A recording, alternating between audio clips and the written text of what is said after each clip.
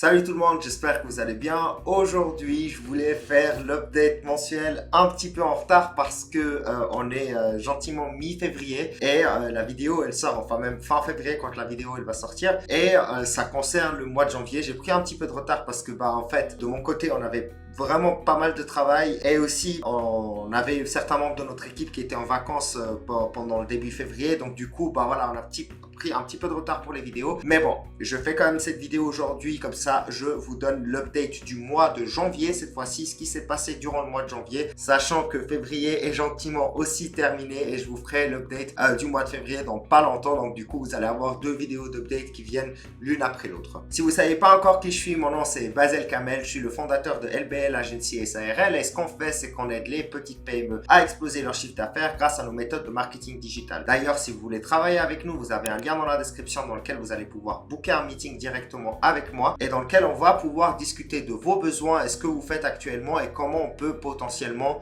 vous aider. Ok, le mois de janvier, je ne vais pas vous mentir, c'était un mois assez compliqué, surtout en termes de charge de travail et d'organisation parce que on a 17 clients maintenant et beaucoup d'entre eux, donc le 80-90% d'entre eux voulaient absolument lancer une campagne pour janvier. Donc on a fait un gros effort en termes d'acquisition en décembre. On a eu énormément de clients qui ont été signés et du coup on a eu beaucoup de travail pour janvier parce que janvier c'est une période assez importante, surtout pour les salles de sport dont on a une grosse partie de notre clientèle qui est dans cette niche. Donc globalement les défis de ce mois-ci, comme je viens de vous le dire, c'était justement de gérer les 17 clients et aussi d'essayer d'améliorer le taux de show-up. Donc ça, je vais y revenir dans la partie service. Donc le taux de show-up était quelque chose d'assez problématique ce mois-ci. Et finalement, on a aussi essayé d'optimiser un petit peu notre système de vente à nous cette fois-ci pour acquérir de nouveaux clients parce que il y a certaines choses qui jouaient pas dans la première façon de faire. Je vais vous donner les détails. Donc si on commence un petit peu avec le premier problème, mais d'abord, je fais la petite tradition que j'ai gardée maintenant depuis quelques mois, c'est de commencer par une citation. Donc là, j'ai l'organisation vous libère, le chaos vous consume et ce mois-ci, on a vraiment senti la différence entre les deux.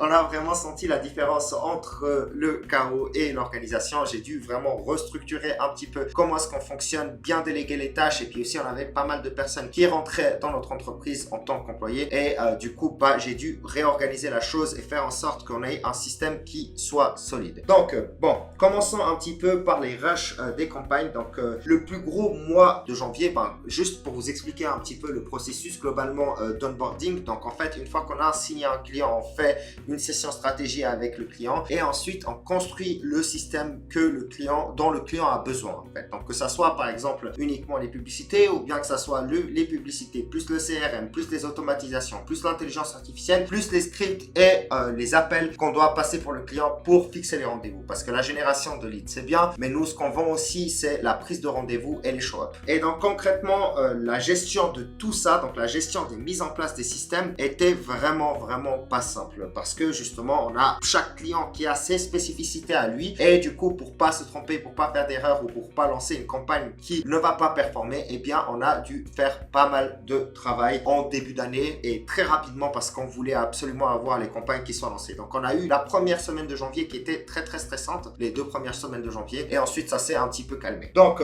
tout ce qu'on a dû faire en parallèle, donc d'abord c'était le paramétrage des comptes publicitaires en parlant aussi bien sûr de la création des copies et des créatives qui eux aussi étaient très chronophages parce qu'on a eu tout à faire en même temps. Ensuite on devait justement s'assurer que les pubs étaient bonnes et qu'on s'adressait aux bonnes audiences. Ensuite on avait la mise en place des CRM et des automatisations et puis on devait aussi s'assurer que tout roule du côté du client pour qu'il soit prêt à accueillir ces nouvelles personnes. Donc au final on a réussi à le faire, donc c'était stressant mais j'ai dû quand même revoir un petit peu comment est-ce qu'on s'organise et du coup j'ai un petit peu restructuré la chose. J'ai créé en fait des groupes au sein de mes équipes pour que la communication elle passe mieux et que toutes les informations soient centralisées afin qu'on ne se perde pas dans la suite des tâches. Ok, donc du coup j'ai créé un système en fait pour pouvoir suivre les clients, où est-ce qu'on en est pour chaque client et en fait il y a une grande partie de mon équipe qui a accès à ces systèmes pour voir justement où est-ce qu'on en est et qu'est-ce qui reste à faire pour chacun de ces clients. Et ensuite on a les communications, donc on a l'onboarding call, on a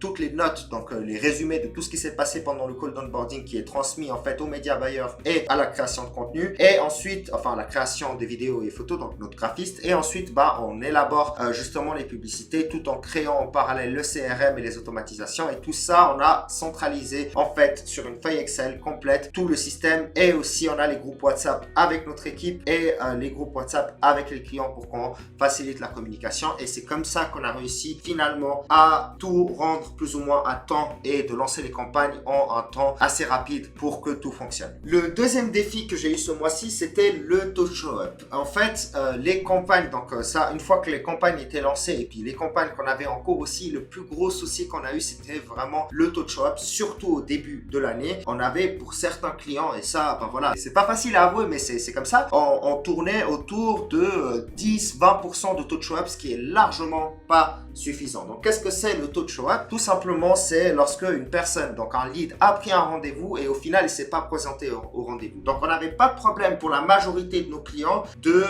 fixation de rendez-vous. On avait suffisamment de leads et on avait suffisamment de rendez-vous fixés. Le problème, c'est que les gens ne respectaient pas leur rendez-vous. Ils ne se présentaient pas à la salle de sport ou ils ne se présentaient pas auprès de nos clients, et du coup, on perdait beaucoup de clients comme ça, de rendez-vous comme ça. Et du coup, on s'est posé la question du pourquoi, parce qu'auparavant, on n'avait pas forcément ces soucis-là. On avait un taux de show-up qui tournait autour de 60-70%, et là, d'un coup, on a eu une chute du taux de show-up. Et bien, en fait, en se posant un petit peu la question, il se trouve que, en fait, c'est une tendance temporaire parce que les gens sont très occupés en janvier globalement. Et j'ai adressé ce problème-là aussi à mon coach qui, lui, a un réseau d'agences différentes, en fait, dans plein de domaines différents. Et effectivement, le taux de show-up, c'est quelque chose qui pose plutôt problème pendant le mois de janvier. Donc, évidemment, on a continué à faire les automatisations de suivi. On a continué à avoir les messages de confirmation manuels et aussi des appels le jour même pour essayer d'augmenter le taux de show-up. Pour certains de nos clients, on a réussi à ajuster le tir. Pour d'autres, malheureusement, on n'a pas réussi à ajuster le tir, et on a du coup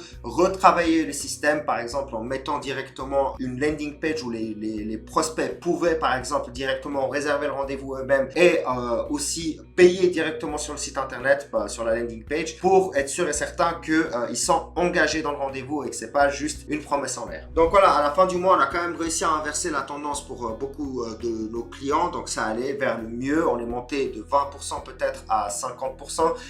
C'est toujours un problème en toute transparence que j'ai aujourd'hui, mais on travaille dessus et on va essayer de trouver des solutions pour encore essayer de l'augmenter. On a dû upscale, on a dû améliorer certains de nos skills et améliorer notre système pour certains aspects pour être sûr qu'on arrive à délivrer les show-up qu'on désire en fait pour nos clients. Ensuite, c'est la partie vente. Donc, si je parle plutôt de notre côté cette fois-ci pour l'acquisition pour LBL Agency, là où c'était compliqué, c'est que